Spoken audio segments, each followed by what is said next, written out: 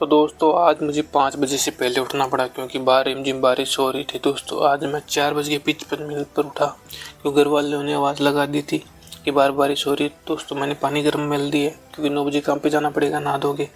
जब तक पानी गर्म होता मैं एक काम करती हैं, दूध लाते, क्योंकि सबसे पहले मैं उठा था इसलिए दूध मुझे लाना पड़ेगा। दोस्तों जब मैं बाहर निकला तो देखा कि पूरी रोड है जो भीग चुकी है। दोस्तों मैं दूध लाने जा रहा हूँ। दोस्तों तो ये हमने एक जग के अंदर दूध ले लिए है, ठीक है दोस्तों।